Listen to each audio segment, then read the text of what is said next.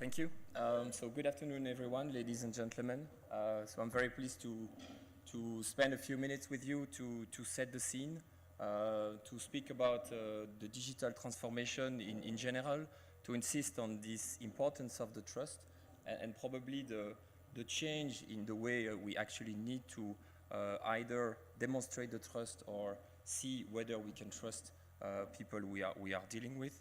I'm not going to focus only on the data protection issue, as I believe that the subject can be wider than that. Of course, later this afternoon, the subject will focus on the data. So to start with the presentation, just want to actually insist on the fact that indeed we can all recognize that the trust has never been so important, and of course with the fact that all companies are evolving in their business model, the trust is going to be very important to achieve the success.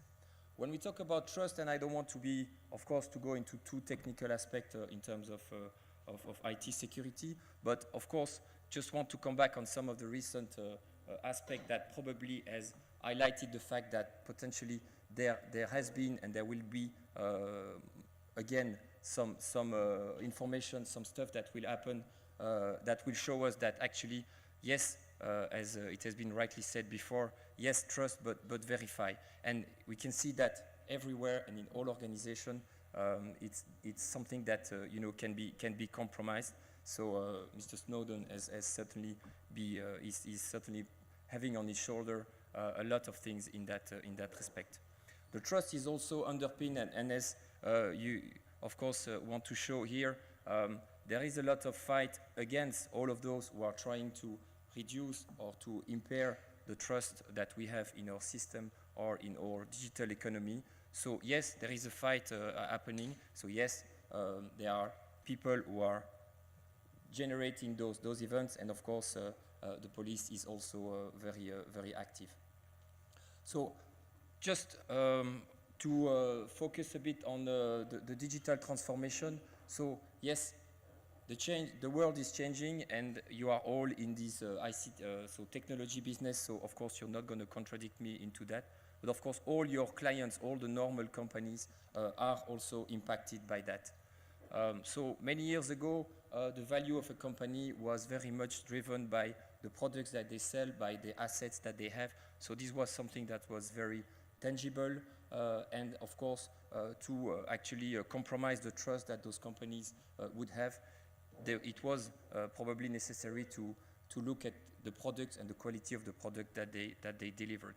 Nowadays, some brands and some companies who are worth a lot of money, actually their value is very intangible and very linked to the digital world.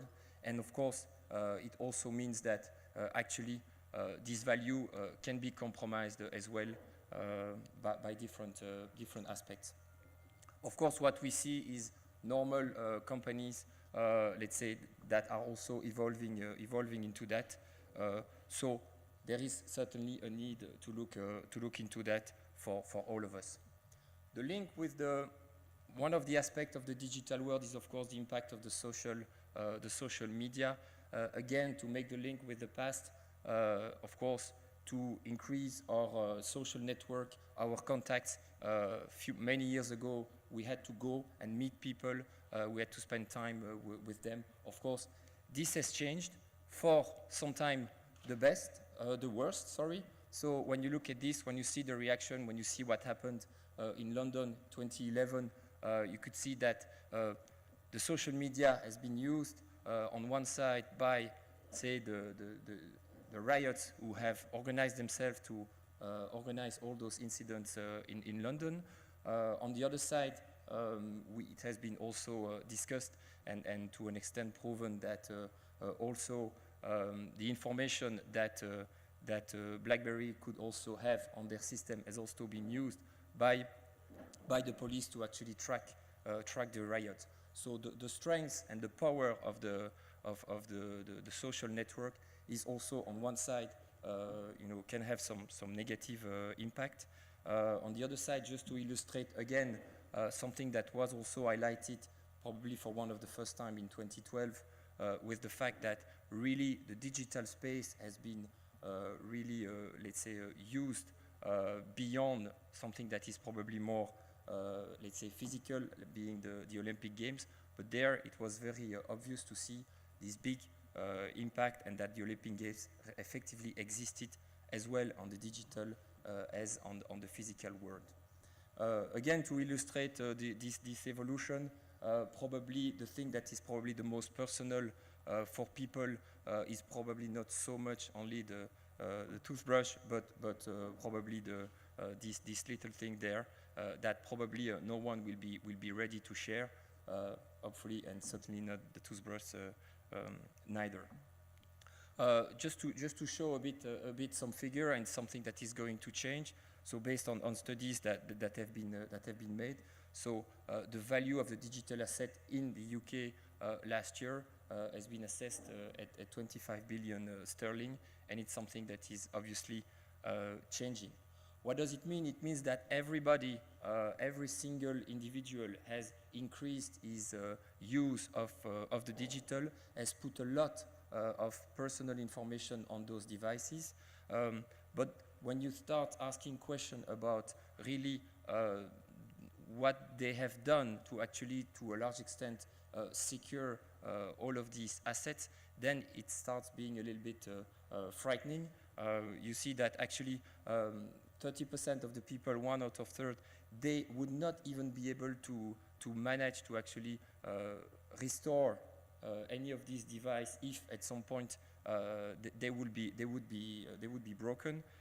They said that 20% said that they have lost already some of these devices, and the other frightening aspect is that they also don't care too much about their password in all those various media, being on the web, being on their application, on their device. So really, they put a lot of personal things that probably, if they would lose it, they would have some problem with that. But still, they continue to use this asset. So there is a lot of trust that is put by the people on the digital for the moment. But did they do enough to actually confirm that they can trust either the provider or the devices themselves? So it could be seen as something very, let's say, very large, very difficult to tackle. So at least it can be important to start somewhere for the company who actually want and need to go digital. So just to illustrate in a certain way what could be those main pillars of the digitalization of company. So of course, using more the power of the social media. Some companies are doing that very well to increase their footprint, to understand better what the clients need and what the clients do. Embrace the mobile opportunities, both for their customer but also for their people. Using of the analytics and relying on the cloud is something which I think has been heavily and extensively discussed over those days. So what it means as well for the companies is that, of course, there is a shift in the type of customers. So those who are really digital native, those who are effectively going to only buy through digital, they will only interact with company through digital. There is a shift, and the prediction shows that this is going to expand. Again, something to justify that companies need to have a digital strategy. So what we believe it means for the company is important to understand that the customers and their customers are different. They are different in several aspects, which I've put on this slide. So yes, they have other expectations. They probably also trust more their peers or the communication that they receive from their peers as opposed to the communication they receive from the information. They have the choice and they use this choice, and they can probably also harm some company if at some point they want to use their voice through the different media, because everybody is connected, so it's very difficult for a company to escape from having nasty or negative comments on the web. So there is a digital transformation that needs to happen in the companies, and the company needs to actually embrace that. What does it mean internally? It means probably having in mind that the transparency will be more important, because even if you don't want to disclose, if you don't want to be transparent, actually you know that the customer will have access to this information. It means also changing the business model. It means breaking those barriers to get to your suppliers, to your customers, being much more integrated with them, which means relying more on them, relying more on their quality, on what they do. So, which means also having a different kind of, or let's say, trust that you need to receive from these clients. Of course, there is a big shift in the type of risk that the companies are facing. The privacy is one, but of course there are a very strong evolution in the variety of the risk. So it means having other type of profiles internally to be able to deal with those type of risk. And so to finish, of course, the rise of the trust economy is really, really important. So making sure that the companies, while embracing the digital adventure or opportunities, also realize that they need also to be a member of this trust economy, or this trust network of relationship. Just to illustrate again, and I'm not going to comment on all of those, but these are again illustration of all those trends, dynamics that happen in the companies, in the various sectors. No sectors are excluded from that. Is it financial or non-financial sector?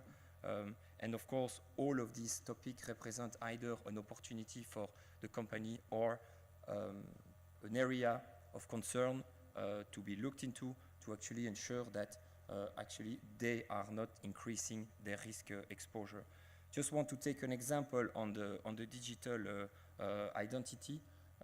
Of course, with the new way of interacting and doing business, it's also very important to make sure that we have the right way to identify, or to making sure we have the right person in front of us. There is certainly a need, and there are a lot of companies investing into that, to have innovation in digital identity, and companies will have certainly to invest into that. Digital identity, just to illustrate, of course, it's when you look at this, you see that it's not probably okay. You see something, and then you probably have a different understanding of what it is, and one person or picture of a person can probably be actually totally different than the reality. So again, here we don't see, when we interact with the client, we don't see exactly who it is.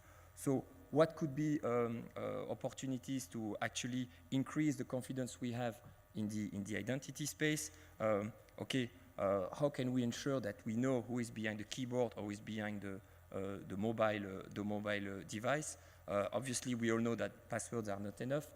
Token certainly not, because you also can spoof this token. So biometric also is something that is being addressed and assessed in some area.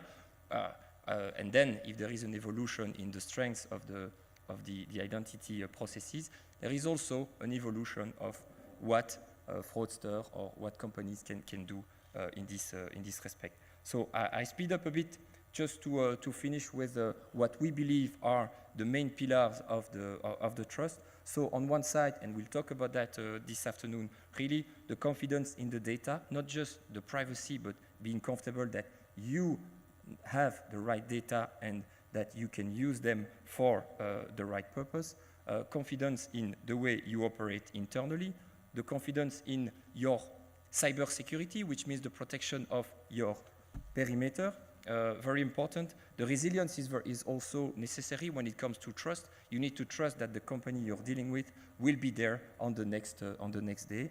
And then the last pillar is, as I said, trusting that the digital transformation is actually going to be fruitful. We believe that those 5 pillars are those that companies need to look at and needs to be able to demonstrate that they can provide the trust to their company. So to finish on that, we believe that it's important to have a business strategy that will include the trust dimension into the digital transformation instead of just having a digital strategy and then afterwards taking care about what it means for the business.